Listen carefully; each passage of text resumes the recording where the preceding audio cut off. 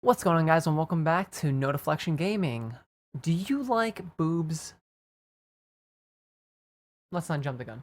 Do you like anime? Do you like fan service? Do you like MMOs? True MMOs or instance MMOs? I might have a game perfect for you if some of that falls into your category. Let's dive in and check out SoulWorker, the MMORPG.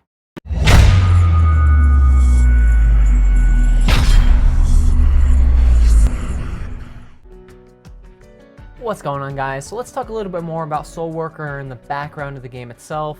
Coming around to our favorite developer, GameForge. Definitely not. So GameForge, obviously, they went through, tasking Lion Games to make the game, and, GameForge brought it out and they were working with them, kind of hindering them, if anything. So eventually, GameForge shut down the game, which is probably a good thing, although a lot of people are going to be losing their character progress. This is obviously all brought up. I'm on MMOculture.com.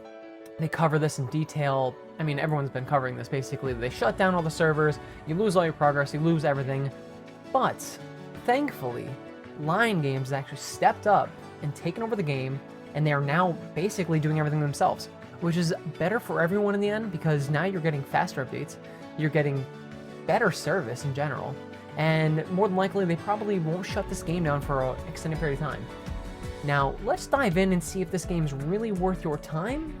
Specifically, if you're looking for a long-term MMO, I have a hard time saying that when it comes to these kind of games, but let's just jump in and see what we get.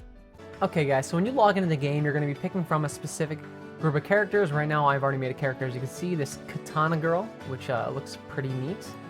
And as you can tell, it's a little bit of fan service going on here, which is, it's not terrible. But let's just jump in and see what making a new character is all about.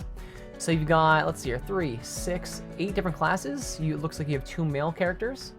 So you've got the Irwin Arclight, which is pistols, and then you've got this Fisticuffs guy, Jin Seipatsu. Now, what I've noticed when you're jumping into the game is each character has a slightly different background. They've all have basically lost their memories, and let me just give you the general gist of the story. You lost your memories, and there's a vacuum sucking up a lot of bad stuff. That's kind of the gist. So let's take a look at the characters real quick. So we got looks like a Lancer, and all these fancy little animations to show off the ladies and men in their attire. So there's your Lancer. And the customization for the characters is pretty minimal, if anything. So if we go next, I'll just show you what it looks like when you actually do customize the characters. You have 3 different hair colors. So that's surprising, considering this is an anime MMO.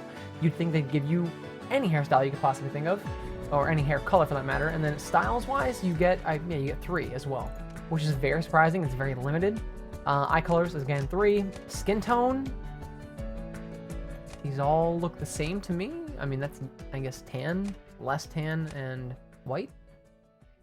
Where the other colors are, what if I want to make a purple anime girl? In any case, it's very minimal, to say the least. I believe cash shop items later on can give you a little more of a flair when it comes to the actual look of the character. The character models themselves look very nice. I have to admit, I'm pretty impressed. I mean, can we... I guess we can't really zoom in. Let's see if we change their outfits. Ooh, fancy. Let's not add more clothing. Oh, there you go. A little more fan service. All right, so let's go back. We'll jump in. We'll take a look at the other characters real quick. So we got the Katana girl, Chi Arel, maybe. I already did. I guess we could just hop in and look at the animation quick, and then let's back out. So each one does a quick animation, and then you pick your person. Obviously, I chose Katana because it's my favorite type of weapon. But let's jump in and look at someone else. I believe this is a greatsword girl, if I'm not mistaken. Yeah, nice big greatsword, nice short skirt for those of you looking for a short skirt.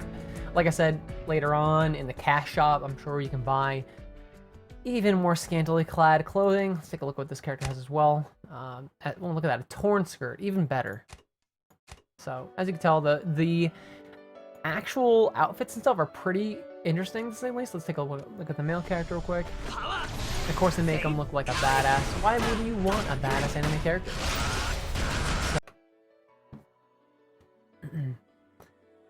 Alright guys, so we're going to jump into the game and take a look at how the actual game plays, and we're going to be doing it with the Katana character. Let's dive in. So when they drop you into the game, you drop into this main little world, and it is called the Cloud Dream Kansas City. It's a very general area, pretty kind of bland. There's a couple of NPCs giving you quests. There are a couple of people to help you upgrade your gear, and then obviously on the exits around the city, there are instance dungeons. As far as the story is concerned, let's just jump into actually talk a little bit of get a little dialogue going with this guy. So the quest dialogue is a little bland here and there. For each character, I assume it's a little different because my character keeps saying that she's a cat, which means that she likes to purr and use her claws for things, which kind of makes a lot of sense with her attacks built into her. But in general, the dialogue for the quests, they're kind of like a cat and mouse back and forth. But in general, the dialogue it's okay. It's not terrible. It's not very enticing. So as you can see, all the characters around here, everyone's wearing a pretty awesome little costume. Some are wearing generic stuff. You know, there's some people wearing this cool demon stuff, and people wearing bikinis, if you're into that kind of stuff. So let's just dive in and jump into an actual instanced area. Okay, so let's talk combat. I will have to say the combat in this game is actually really, really rewarding. There's no real, like, smash or punch to the game, but in general, when you hit an attack, it does feel good. It feels really good when you're hitting with an attack. It's kind of generic as far as like using the combos and stuff. It doesn't seem like the combos are too intense. It's nice for controller. I'm actually playing on controller now. It feels really good playing on controller. I will admit that. It's very nice for somebody who likes playing controller in general. It's very easy though. I will say that. I feel like if you ended this with 4 people, you would blow through these areas extremely quick and there would be no challenge whatsoever. Now, as far as skills are concerned, I will say the skills are pretty fun. As you could tell, they look great and they hit very well. They're such an anime blast style of fighting. I really do appreciate that. Like I said, there's no real impact or punch. You don't feel it, but it looks really, really cool. So that is a big positive and a plus for this game.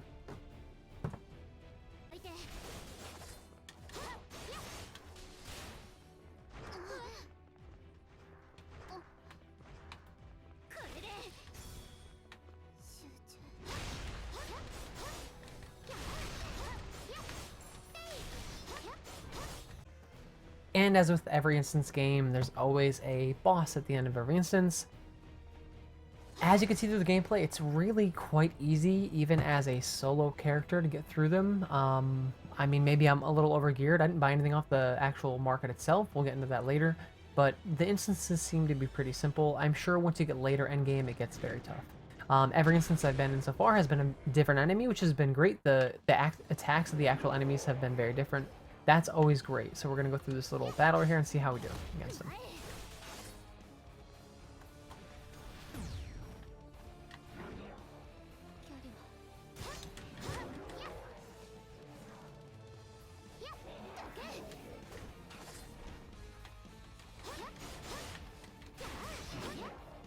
And with these kind of games, there's always a dodge meter of some sort. It seems like they've actually really given the player a little too much, in my opinion, of the dodge, because you can get out of almost everything with the attacks and dodges. I feel like the stamina meters are almost a little too high. As you can tell, it's 100 or 65 out of 70. When I dodge, it goes down by 10 or 15. It doesn't seem to be enough, in my opinion. Like, it could be a lot more.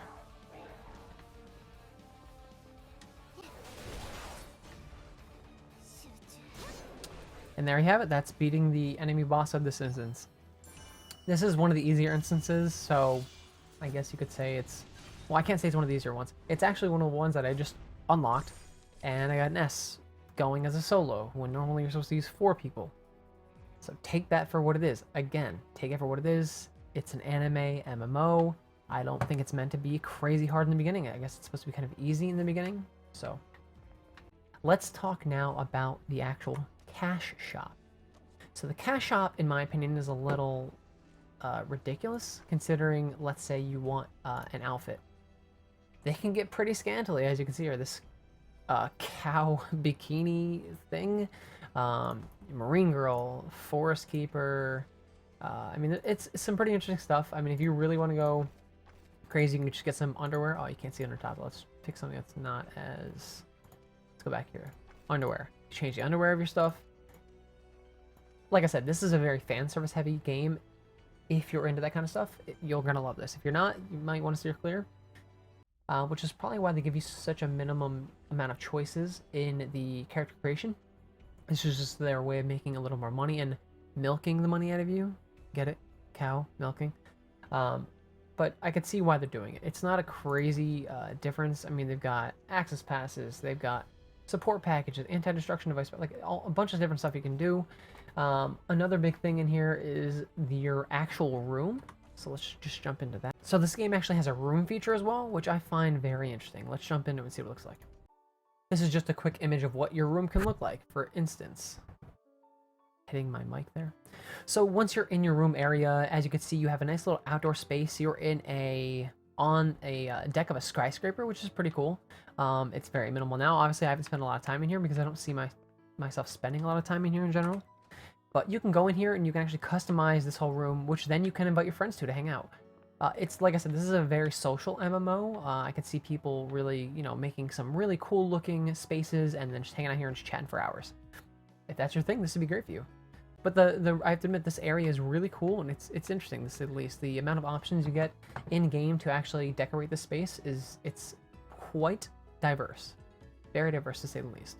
One of the last things I want to talk about real quick is the UI in the game. I will admit, I really, really like the UI. I hate all these notifications that pop up, like these 5, 13.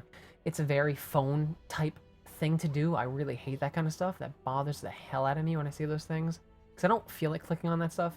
But I will admit, I really, really like the quest tracking. For instance, if I'm running around, depending on which way I'm looking, it will actually direct those arrows to where it needs to be. I really, really like that. I think a lot of games should adopt that. Not necessarily giving you a spot to go to per se, but having those arrows, it's really interesting to see that. I really, really like that. If they could do that in a lot more games, that'd be nice. Also, the actual character, like icon area with this life bar, this health line going through it, I think it's a really, really clutch looking health bar. It's really cool looking. It's not the standard red bar going across the screen. It's very life-like, and it's a living health bar. I really like that too.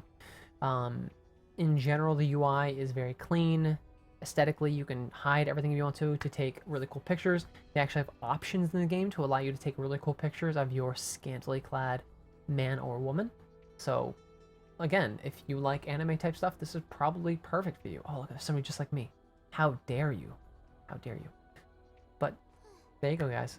That's this game in a nutshell. But in the cash shop, you can buy appearances, you can buy new hairstyles. The hairstyles are definitely better in the cash shop. In the end, guys, what do you think of this game? Do you think it's a thumbs up or thumbs down? In my personal opinion, I'm going to give it a thumbs down. It's not my kind of game. It's not a real MMO in my opinion. That being said, if you're into anime or fan service or flashy graphics with nice combat, then I would say this game is perfect for you. If you're not into any of those things, I would say probably skip this one. As always, guys, I really appreciate the comments too, so throw a comment in there, even if you hate this stuff. Let me know what you like, what you dislike, and just in general, a big thank you to all of you guys watching the videos. I really, really, really appreciate it. Thank you.